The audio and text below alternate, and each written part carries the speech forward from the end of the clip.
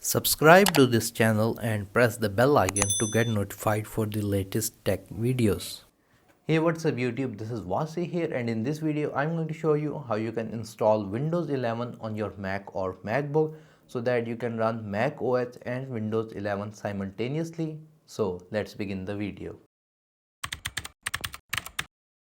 So for this we're going to use a software called Parallels Desktop, and this software is going to allow us to run Windows 11 and Mac OS simultaneously, meaning in the background you have your Mac operating system and on top you have your Windows 11 operating system, and you can transfer files simultaneously between both the operating systems.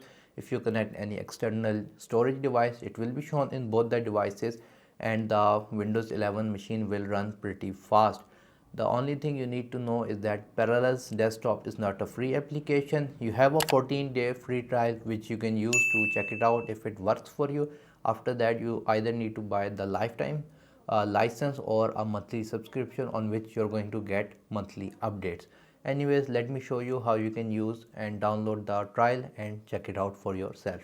On your Mac or MacBook, you're going to open any browser and you're going to open the website parallels.com. So on Parallels website, you're going to go to the product section and click on Parallels Desktop for Mac. So currently the Parallel Desktop 19 version is out. I have purchased the Desktop 18 version, but the process is same for 19 version. So if I go down, it's going to show you some different things. So it's for school, for home, for work, and for pro users. Like if you are a developer and if you only have a Mac, then you can have multiple virtual machines to test out your products in different operating system. So here you can see it's going to show you all its specs and features which I told you, and here are its different plans: standard edition, pro edition, and business edition.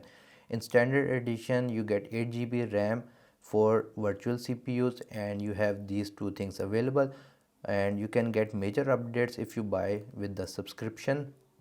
However, if you buy the one-time license, then you're not going to get many major updates. So that's all. If you go top, if you want to try it for a 14-day trial, you can click on the try free button and it's going to download the trial setup. Just click on the download trial button and it's going to download Parallels Desktop for free.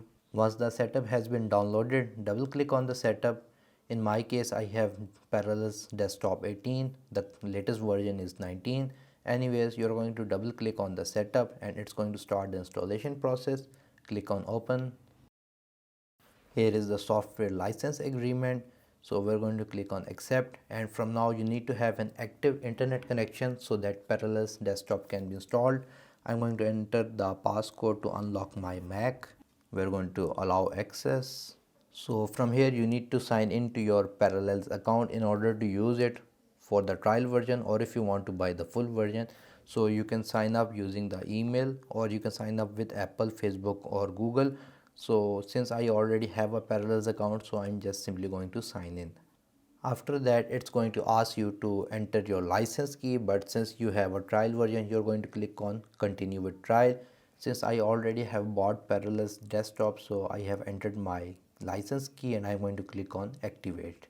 After that, it's going to ask you to install any operating system, like if you want to install Windows 11, Ubuntu, or any other operating system on top of your Mac, you can select it from here.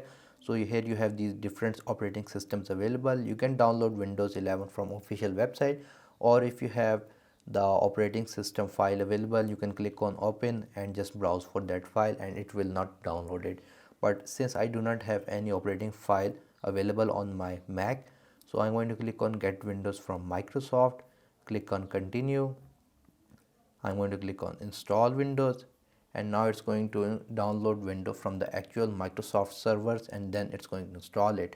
So you can see the total size is 5.24 GB, so it's going to take some time depending on my internet speed to download and install Windows.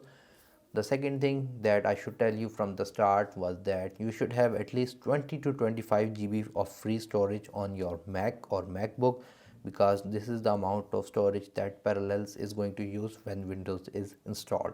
Here it says installation complete, click to continue. So we're going to click on it, agree to the Windows license agreement, accept, and we're going to close the tab from here. And here you can see we have successfully installed Windows 11 on our Mac operating system. If I minimize it. On the background we have our Mac, and here on top we have Windows 11. And the best thing is that here you can see on the desktop of my Mac I have this PNG file, and if I go to my Windows 11 machine, it's going to show you the same PNG file, which is really cool.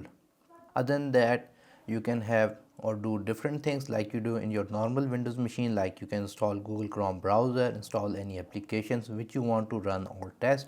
And if you go on top of the devices section, you have all these different options for the virtual machine. In the actions, you can pause, shut down or anything with the virtual machine. You can also change the configuration as well, and that's all. So I'm not going to go into detail of these different settings.